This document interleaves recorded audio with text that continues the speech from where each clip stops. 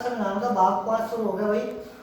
भाग 5 को जरा ध्यान से समझ लो, क्योंकि भाग 5 अगर आपने समझ लिया तो काफी हद तक आप राजनीति के बारे में जानकारी हासिल कर लोगे भाई। अब देख लेते हैं भाग 5 के अंदर भाई आपका अनुच्छेद 52 से 152 तक है भाई। इसके बाद हम पहला राष्ट्रपति की चर्चा है, इसमें 52 से 61 तक इसके मेन है, बाकी तो और भी है राष्ट्रपति के लिए अनुच्छेद, लेकिन 52 तक इसके लिए मेन है। अब देख लेते हैं 52 में क्या है, अनुच्छेद 52 में राष्ट्रपति का पद। अब क्वेश्चन आपसे पूछा जाएगा कि राष्ट्रपति का पद कहाँ से लिया गया है, तो राष्ट्रपति का पद लिया गया है ब्रिटेन से। ब्रिटेन से लिया गया है क्योंकि ब्रिटेन की महारानी के समान है राष्ट्रपति का पद। ठीक है भाई, ब्रिटेन से जो है लिया गया है भाई, तो ध्यान रखिए कहाँ से लिया गया राष्ट्रपति का पद, ब्रिटेन से लिया गया। उसके बाद आर्टिकल 53 कार्यपालिका यानी क्या एग्जीक्यूटिव। देखो जो वास्तविक कार्यपालिका हमारे भारत के अंदर है वो प्रधानमंत्री के हाथ में है, और जो औपचारिक कार्यपालिका है नाम मात्र वो राष्ट्रपति के हाथ में है भाई। उसके बाद देख लेते हैं अनुच्छेद 54 राष्ट्रपति का निर्वाचन। अब देखो राष्ट्रपति का निर्वाचन ही ज्यादा इंपॉर्टेंट मायने रखता है इसके अंदर। तो अब देख लेते हैं राष्ट्रपति के निर्वाचन में, राष्ट्रपति के निर्वाचन में जो जो भाग लेते हैं उनसे मिलकर बनता है निर्वाचन मंडल। अच्छा जी, राष्ट्रपति के निर्वाचन का कार्य कौन करवाता है? निर्वाचन आयोग। निर्वाचन का कार्य कौन करवाएगा? निर्वाचन आयोग।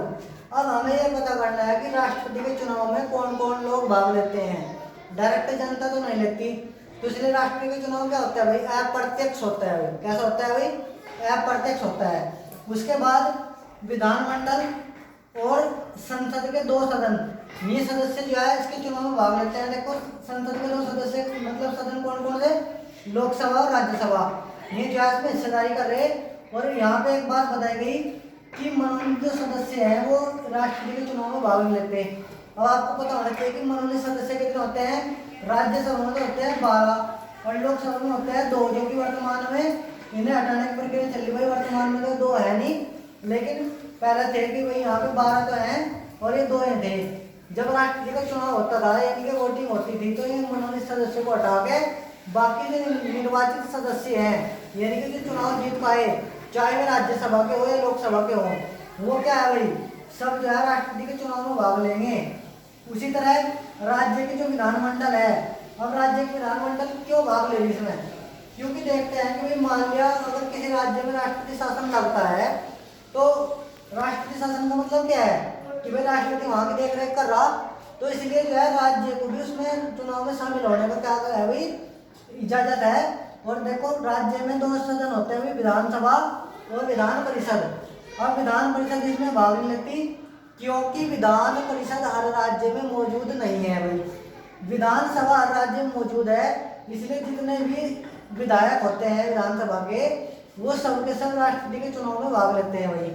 यानी कि राज्य से प्रत्येक राज्य विधानसभा के सदस्य और यहाँ से लोकसभा के और राज्यसभा के निर्वाचित सदस्य, निर्वाचित का मतलब जो चुनाव जीत कर गए हैं भाई। उसके बाद राष्ट्रपति का चुनाव एकल संक्रमणीय अनुपातिक प्रणाली के द्वारा होता है। तो सबसे पहले भाई आपको अनुपातिक प्रणाली समझनी पड़ेगी। अब आपको एक एग्जांपल के द्वारा बताते हैं। मान लो कि 2 राष्ट्रपति चुनाव लड़ रहे ए और बी। मान लिया कि 2 राष्ट्रपति चुनाव लड़ रहे भाई ए और बी, तो इसके सबसे पहले तो इनके चुनाव में लड़ने के लिए कुछ शर्तें हैं, वो इससे अगले अनुच्छेद में मतलब चर्चा करेंगे।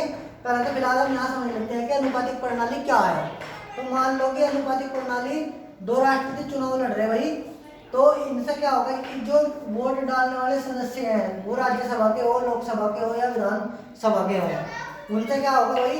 अनुपात के हिसाब से वोट डलवाई जाएगी।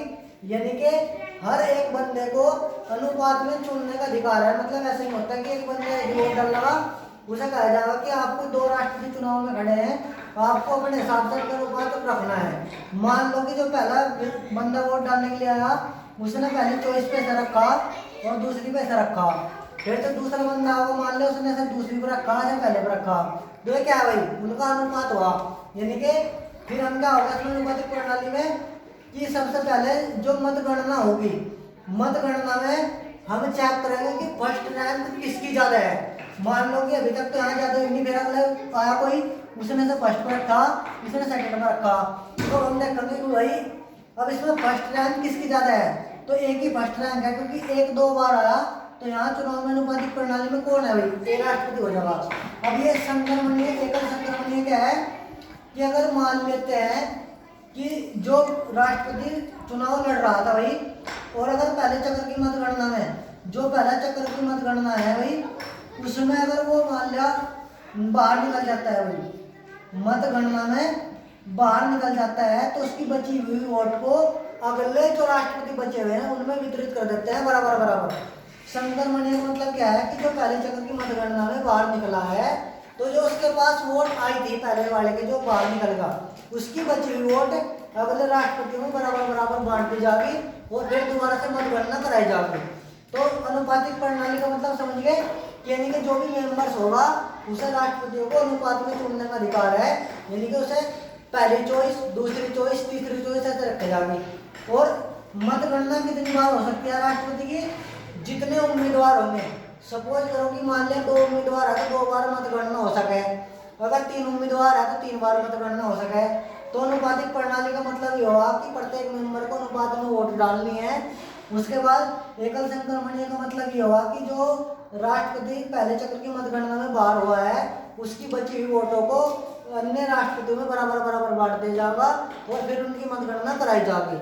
तो इस तरह से जो है इस राष्ट्रपति का चुनाव एकल संक्रमणीय अनुपातिक प्रणाली के द्वारा हुआ है।